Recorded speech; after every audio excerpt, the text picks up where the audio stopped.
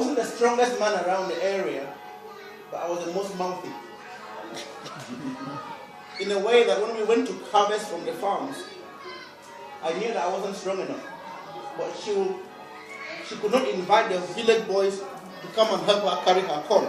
So it always ended up with me and my brothers and those friends that we had to help her, not the rest of the village. And when we went to come back home, what I used to do was I would invite a friend to go with us. So when we carried the corn, I would carry half a bag and my friend would carry half a bag. But when we were reaching the house, I would make sure that we join the two into one bag so that I come into the compound like a man. Or I would come the first trip and stop halfway, come and reach next to the compound and leave my own corn in the forest. Then go for second round. When we come back for second round, I didn't fill a whole bag so that when I carried and threw it on the ground, they would know a man had also arrived. But I knew my weaknesses. I was very mouthy. But when it came to a fight, I would make sure the others start the fight, but I would be the last to be seen being physical. But growing up in that atmosphere was great fun. And growing up with Vicky was great fun.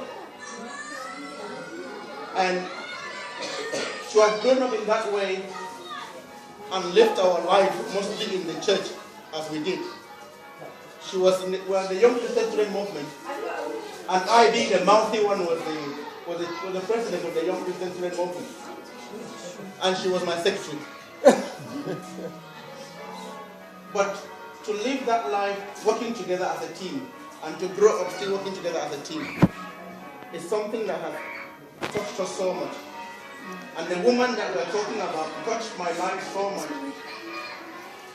That is why I sit here and I don't look at her like biggest mom.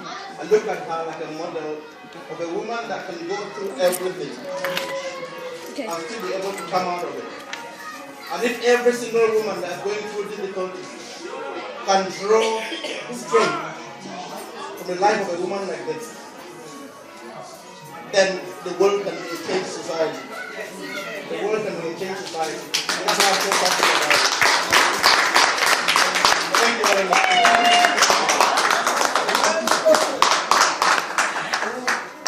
That made me, well, okay, I will say it. See what I call in my rock? What could you need if you've lost 6 of your brothers and sisters who've gone through all? You needed a man like that, didn't you? I just needed a man like this by me. So I'm going to end this by saying I want us to dance. I'm going to do 2 of my tracks. I want you to come on board. I want you to dance. Please, I'm pleading, celebrate with this woman. Celebrate her life. Tell this hall and the UK that Rosa Verla suffered and died, but her name is here and is going to live forever.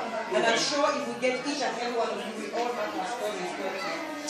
So, one day we will explore these things because it's by talking that has helped me to cope. The time I was writing my book, I typed with tears. I filled my keyboard with tears. But the moment I put everything, it's about 150 pages, I started sharing about it. I felt like I had to release that story. Do the same if you are one of them. You have 1 or 2 things bothering me. Now, where do we go from here? I'm going to stage the music. I want Lauren to dance. I want my sister to dance. I want her to join on board.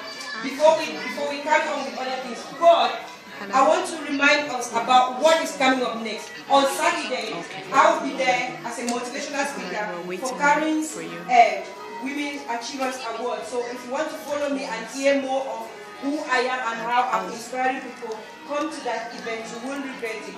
Then, on the 31st of July 2016, in here, if you're a mom and dad, please open your ears. This is important. In this hall, I'm going to serve children aged 8 and teens, 8 and 19. It's going to cost you £3 per child, but I bet you at the end of that conference, at the end of that workshop, when your children come home, they will tell you something else. I'm determined with my team, my directors and my volunteers, to help our children to, as they grow. The worry of every woman and man is, are they going to become gangsters? Are they going to become drug dealers? Are they going to become university graduates and become potential people in the community, good people? This is what our workshop is. It's about empowering our children and exploring the talents in them.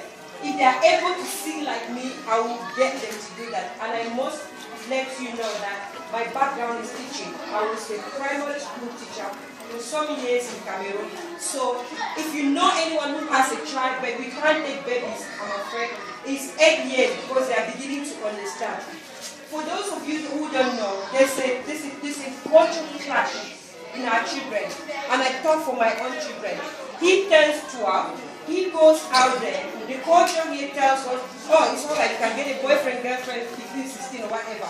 They come home and I'm like, no way, you can't get one. The children get confused, isn't it? They get stuck. This our workshop will be running for those age groups. So the 31st you will be here. And then on the 21st of August, it will be the moms and dads. In this room, I will send out information. Please spread the word. That one is £5 per parent. Come along, listen to us. If she's raised children and she's raised children and she's raised children, we must be able to come up with how we can go home and approach our children. Because based on my personal experience, I've never smacked my children. But if I do this, they listen to me because I talk to them. How many of us talk to them? It might have been a strategy for me, but not for everybody.